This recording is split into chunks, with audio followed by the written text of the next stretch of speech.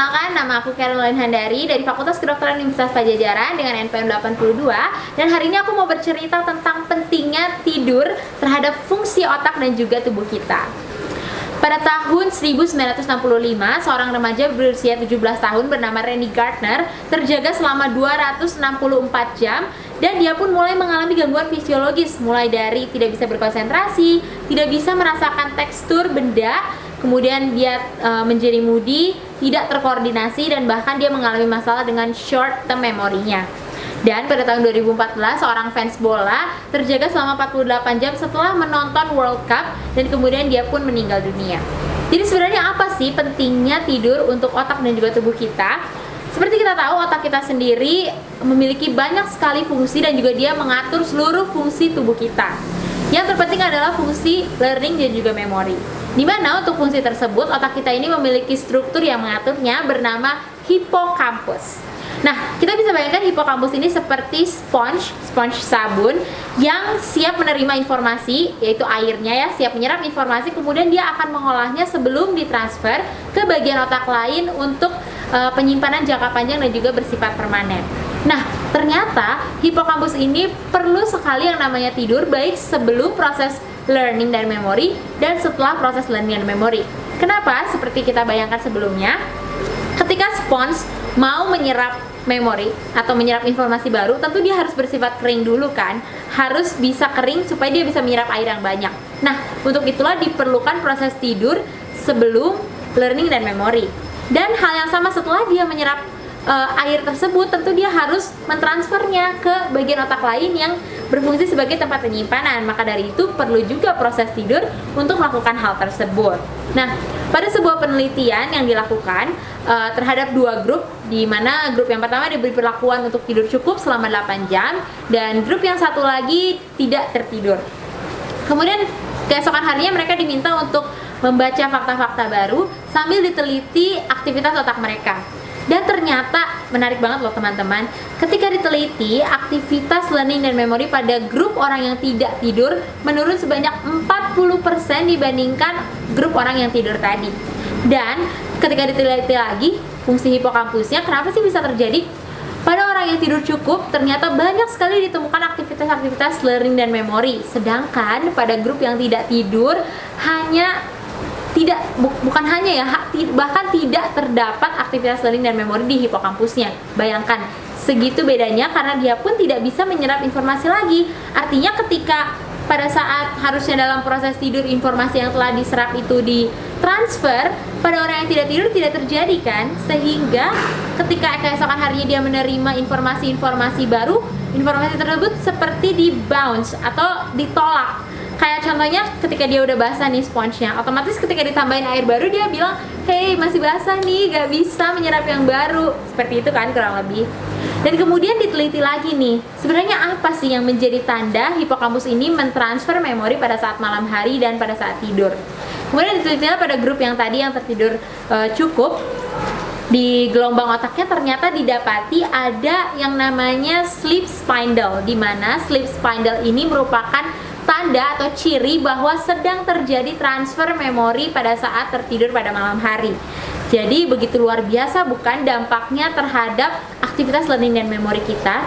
Bahkan dalam sebuah penelitian lain disebutkan bahwa orang yang mengalami insomnia secara kronis atau terus-menerus dalam jangka panjang, volume hipokampusnya mengecil loh teman-teman. Oke, tadi udah bahas dampak tidur terhadap otak kita. Nah, sekarang gimana kalau terhadap tubuh kita sendiri? Dalam sebuah penelitian di negara yang memiliki 4 musim, pada musim yang memberikan populasi tersebut waktu kurang untuk tidur sebanyak 1 jam, artinya matahari lebih cepat terbit ya di keesokan harinya, itu 1 jam lebih cepat, penyakit kardiovaskular meningkat 24%. Dan sebaliknya pada musim yang memberikan waktu lebih sebanyak 1 jam untuk tidur, penyakit kardiovaskular menurun 21%. Luar biasa banget kan? Itu baru satu tentang kardiovaskular. Yang kedua adalah tentang sistem imun. Nah, ini menjadi menarik banget kan? Apalagi di masa pandemi seperti ini, orang banyak banget bicarakan tentang sistem imun atau kekebalan tubuh kita. Seperti kita tahu, sistem imun kita ini diatur oleh sel-sel yang kita bisa analogikan sebagai prajurit, di mana prajurit-prajurit ini ada berbagai macam tugas-tugasnya. Nah, Salah satunya adalah natural killer cells namanya, dimana NK cells ini, kita akan singkat NK cells ya mulai dari sekarang. Dan ini kita bayangkan sebagai assassin yang bisa mengenali musuh dengan cepat nih. Ketika ada penyusup masuk, hehe ada musuh nih, kemudian dia akan bisa langsung bunuh. Nah, diteliti lagi, kalau tadi pada dua grup ya, yang satu nggak tidur, yang satu tidur gitu kan. Sekarang enggak, yang satu tidur cukup 8 jam, yang satu lagi hanya boleh tidur sebanyak 4 jam. Hanya berkurang dikit lah ya, 4 jam. Mungkin banyak dari teman-teman di sini yang tidurnya ternyata cuma 4 jam kok setiap hari. Nah, ternyata ketika diteliti nih pada grup yang hanya tidur 4 jam, jumlah natural killer cells-nya menurun sebanyak 70% dibandingkan orang yang tidur cukup tadi. Bayangin teman-teman, kalau misalnya kita analogikan ada 100.000 nih natural killer cells yang beredar di peredaran darah kita, berarti kalau misalnya kita hanya tertidur 4 jam tinggal 30.000. Dan tentu saja dong itu akan membuat orang tersebut menjadi kekebalannya menurun, karena kan otomatis yang berjaganya prajurit itu jadi semakin dikit kan. Dan natural killer cells ini penting juga dalam mendeteksi cikal bakal sel kanker yang ada di tubuh kita, sehingga kalau misalnya natural killer cells ini berkurang, otomatis insidensi kanker pada orang yang tidurnya tidak cukup atau sering mengalami insomnia juga akan semakin meningkat. Dan bahkan dalam penelitian pun kanker prostat, kanker usus, dan juga kanker payudara dikatakan meningkat prevalensinya pada orang-orang yang tidurnya tidak cukup. Oke, itu tadi kurang lebihnya dampak dari tidur, kurang tidur terhadap tubuh kita dari dua yang utama. Jadi gimana sih kita untuk mencegah hal-hal tersebut supaya tidak terjadi? Yang pertama, otomatis tentu kita harus menjaga sleep hygiene kita, dimana sleep hygiene itu adalah waktu tidur kita, kualitas tidur kita harus dilakukan secara yang pertama regular. Kenapa sih harus regular?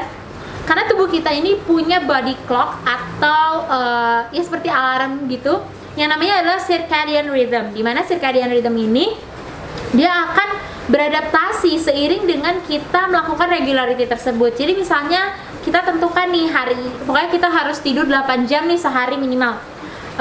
Pokoknya 8 jam biar cukup kan. Dan tentu kita harus menyesuaikan kita mau bangun jam berapa besokan harinya, maka kita harus tidur jam berapa. Nah, kalau kita lakukan itu secara reguler, baik itu pada saat weekday maupun weekend, tentu itu akan membantu circadian rhythm kita untuk oke nih, kita udah terbiasa tidur jam 10. Jam 9 circadian rhythm kita udah mulai oke, kita siap tidur yuk. Dia menaikkan hormon yang membuat kita ngantuk, kemudian badan kita jadi mulai lemas, kita mulai ngantuk kan. Kemudian sama di jam 6 misalnya kita biasa bangun jam 5, circadian rhythm kita juga udah bilang ayo kita siap-siap nih, kita warm up badannya, kemudian kita turunin kadar hormon yang membuat ngantuk tersebut dan sebagainya. Jadi sangat penting sekali yang pertama untuk mengatur regularity tadi. Yang kedua adalah jangan melakukan aktivitas-aktivitas yang malah memperparah kita untuk tidak bisa tidur. Apa contohnya? Misalnya kita udah nggak bisa tidur nih, udah coba merem nggak bisa tidur, akhirnya kita main game dulu deh atau nonton TV dulu. Ternyata cara kerja kelenjar yang memproduksi hormon buat ngantuk itu adalah berdasarkan cahaya. Makanya kenapa kita kalau ngantuk itu umumnya di malam hari, bukan? Karena cahayanya udah gelap, dan cahaya gelap itu menjadi tanda buat si kelenjar ini untuk mengeluarkan si hormon tadi, sehingga kalau otomatis hormonnya meningkat kita menjadi semakin ngantuk kan. Nah, kalau misalnya kita nggak bisa tidur kemudian kita paparkan gadget yang otomatis cahayanya itu luar biasa kan ke mata kita, itu otomatis akan malah memperparah kita nggak bisa tidur karena hormonnya jadi diturunin lagi, jadi nggak banyak dan malah kita nggak ngantuk. Jadi itu tadi beberapa tips dan trik untuk kita menjaga sleep hygiene kita. Dan mungkin kita udah sering banyak dengar you are what you eat gitu kan, orang-orang bilang. Tapi ternyata setelah dari penjelasan ini, kita bukan cuman apa yang kita makan doang, tapi apparently also how you sleep gitu. Jadi mudah-mudahan dengan sedikit atau brief explanation hari ini tentang efek efek tidur terhadap tubuh dan juga otak kita bisa menjadi lebih aware. Dan semoga malam ini kita semua bisa memperbaiki pola tidur kita dan have a good night sleep today. Bye.